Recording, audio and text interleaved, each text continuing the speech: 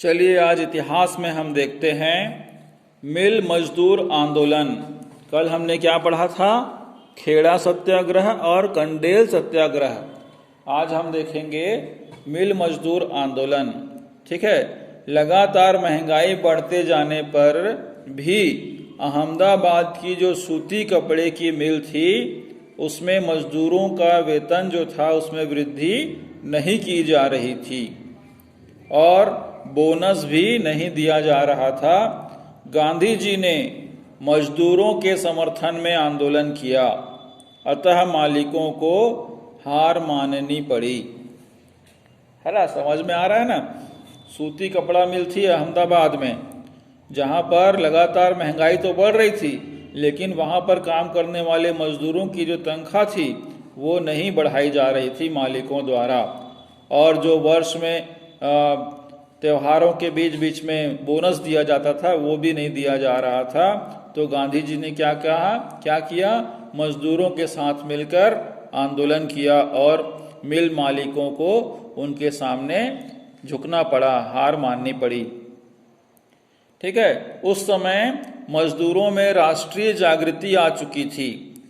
उस समय लोगों के मन में अपने देश के प्रति एक नई जानकारी, एक नई समझ आ चुकी थी।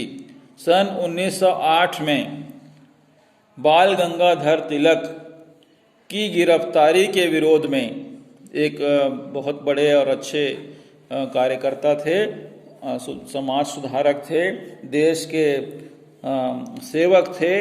उनकी गिरफ्तारी के विरोध में क्या हुआ? मुंबई में मजदूरों ने हड़ताल कर दी। अंग्रेजी शासन ने उन्हें गिरफ्तार कर लिया था 1908 में। और 1917 में रूस की क्रांति की सफलता के कारण भारत में भी मजदूर संगठनों की स्थापना हुई। इन संगठनों ने कई बार मजदूरों के हितों के लिए संघर्ष किया और आंदोलन किया। इन्हें सफलता भी मिली। जैसा कि रूस की क्रांति हुई थी 1917 में, वहाँ पर मजदूरों का जो संगठन था, वहाँ के लोगों का जो संगठन था, उसकी जानकारी लेकर भारत के मजदूरों ने भी अपने संगठन, अपनी एक समूह को बनाया और इन संगठनों ने कई बार मजदूरों के हितों में आने वाले समय में मजदूर अपने मालिकों से संघर्ष किए, उचित बातों को मनाने का प्रयास किया और आंदोलन भी किया, जिससे उन्हें सफलता मिली।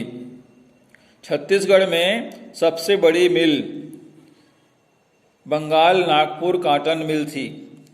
बंगाल नागपुर कॉटन मिल के नाम से एक बहुत बड़ा कारखाना राजनांदगांव में था। कहाँ?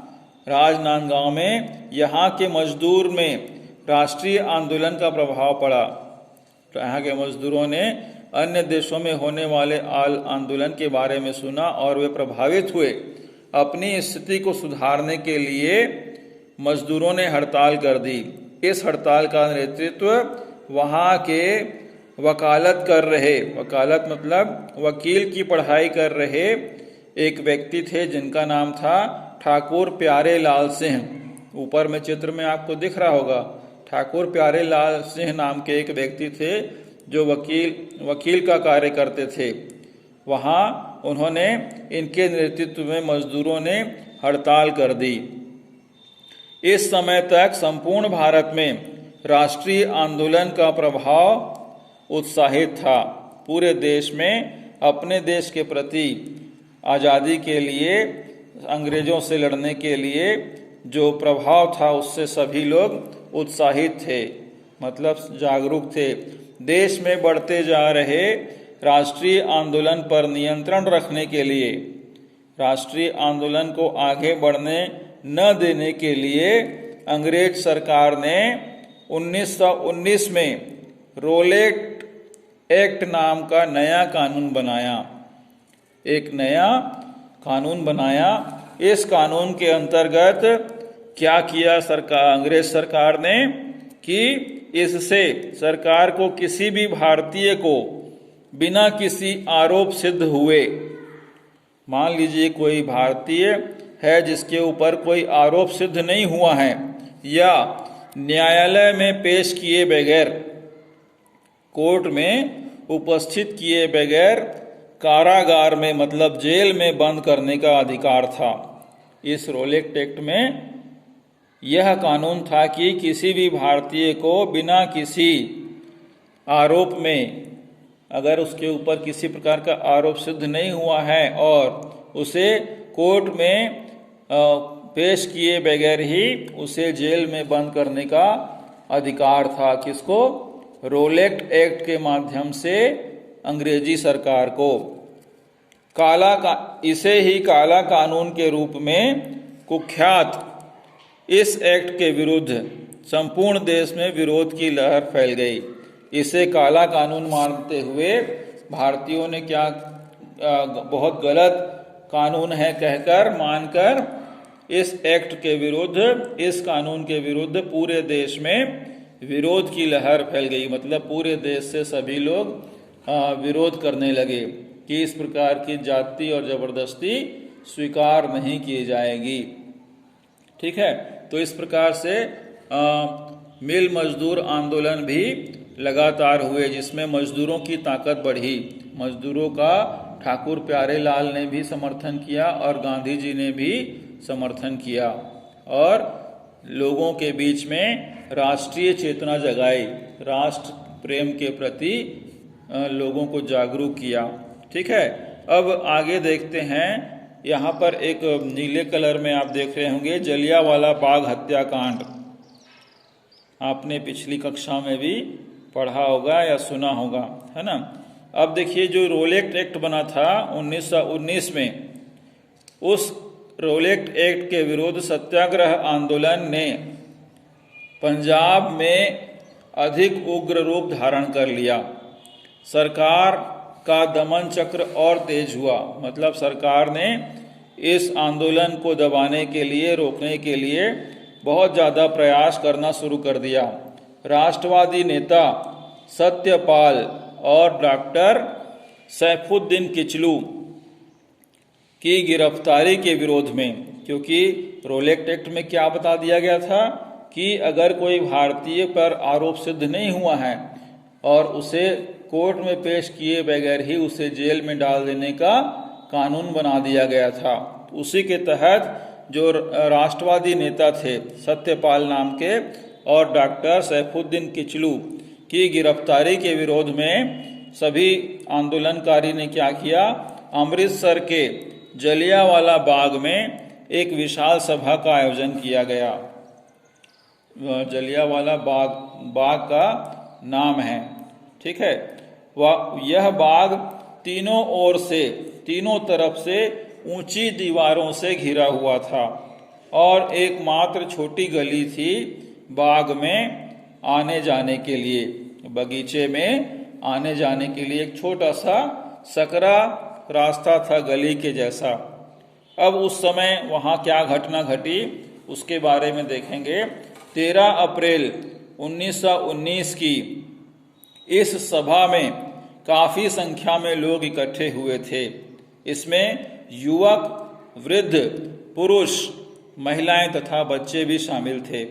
तभी अचानक ब्रिटिश जनरल डायर ने, एक ब्रिटिश अधिकारी था जिसका नाम था जनरल डायर, उन्होंने बिना किसी चेतावनी दिए, बिना किसी को बताए, निहत्थी भीड़, जो खाली हाथ भीड़ जमा हुई थी, उस पर गोली चलाने का आदेश दे दिया और फिर कई सौ निर्दोष लोगों की मृत्यु हो गई।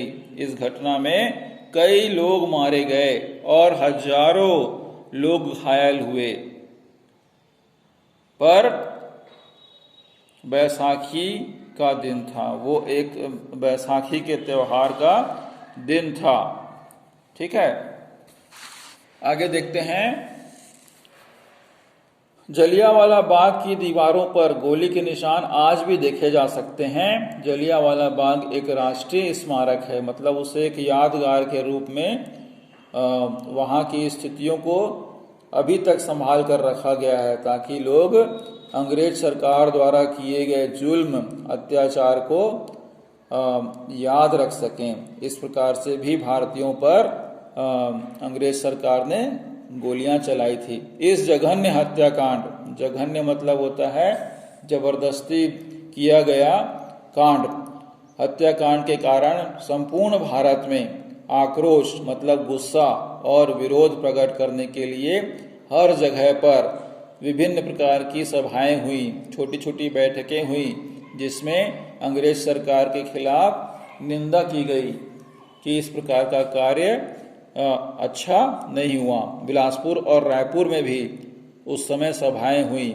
जहां उस हत्याकांड की आलोचना कटु शब्दों में की गई, मतलब उस हत्याकांड की बुराई बहुत ही कड़े शब्दों में की गई। यहाँ पर कविवर रविंद्रनाथ टैगोर ने ब्रिटिश सरकार के द्वारा प्रदत्त सम्मान, ब्रिटिश सरकार ने रविंद्रनाथ टैगोर को एक सम्मान दिया था, सर की उपाधि, उसे उस उपाधि का परित्याग कर दिया, मतलब उस सम्मान को अंग्रेजों को वापस लौटा दिया कि इस प्रकार से अगर आप भारतीयों पर अत्याचार करेंगे तो हम आपके द्वारा दिए गए सम्मान को स्वीकार नहीं करेंगे, कहकर उन्हें वापस लौटा दिया था। इसने मध्यम वर्गीय राष्ट्रवाद को जन जन वर्गीय राष्ट्रवाद में परिवर्तित कर दिया। इस प्रकार का जो मध्यम वर्ग के लोग थे जो राष्ट्रवाद को मानते थे, वे उसको उन्होंने जन जन वर्गीय मतलब सभी लोगों के बीच में राष्ट्रवाद के रूप में परिवर्तित कर दिया था। इस प्रकार से आप चित्र में देख रहे होंगे, जलियांवाला बाग हत्याकांड का एक चित्र है। यहाँ पर सभी लोग सत्याग्रह कर रहे थे। शांतिपूर्ण ढंग से सरकार द्वारा किए गए घृणित कार्य को, गलत कार्य को किए जाने पर अपना आक्रोश दिखा रहे थे, अपना गुस्सा दिखा रहे थे, लेकिन बिना किसी हिंसा के। वहाँ पर जनरल डायर ने क्या किया, लोगों को जबरदस्ती उन पर गोलियां चलवा दी, जिसमें हजारों लोग मारे गए, बहुत से लोग घायल हुए। इस प्रकार की घटना आज भी लोगों के दिलों में एक यादगार के रूप में है। अंग्रेजों द्वारा इस प्रकार के अत्याचार किए गए। क्यों? क्योंकि जनता को इस प्रकार से रोका जाए, कैसे भी करके उन्हें रोका जाए, ताकि हमारा जो राज है, अंग्रेजी राज भारत पर बना रहे। ठीक है, तो इस प्रकार से अंग्रेज सरकार ने गलत कार्य भी किए हैं भारतीयों पर। ठीक है, तो आज के लिए इतना ही। आपने सुना, वीडियो को लगातार सुनते रहिए, पुस्तक को पढ़ते रहिए। ठीक है, आपका जो असाइनमेंट मिलेगा 6 माही का, अर्धवार्षिक का, उनमें सभी उत्तर पुस्तिकाओं में आपका नाम, पिता का नाम और कक्षा का नाम लिखा हुआ होना चाहिए। ठीक है, 15 तारीख को आपका 6 माही का पेपर मिलेगा। 6 पेपर मिलेगा और 6 दिन आपको मिलेंगे। प्रत्येक पेपर को प्रत्येक दिन बनाना है, साफ अक्षर में, सही मात्रा में, और 21 तारीख को 12 बजे से 4 बजे के बीच जमा भी करना है। ठीक है, तो आप से यही आशा है कि आप घर में पुस्तक पढ़ रहे होंगे, कापियां बनाई होंगी, जैसा आपको बताया गया है वैसा आप लिख रहे होंगे। ठीक है, आप मेहनत कीजिए, पढ़ाई कीजिए, तभी आप अपने माता पिता का नाम रोशन कर पाएंगे, अपने समाज का नाम रोशन कर पाएंगे। आपको अच्छी संगत मिल पाएगी और बुरी संगत से दूर रहें। ज़्यादा नहीं खेलना है, ज़्यादा मोबाइल का उपयोग नहीं करना है, पुस्तक ज़्यादा पढ़नी है, वीडियो ज़्यादा सुनना है। ठीक है, तो आज के लिए इतना ही। आपका बहुत बहुत धन्यवाद।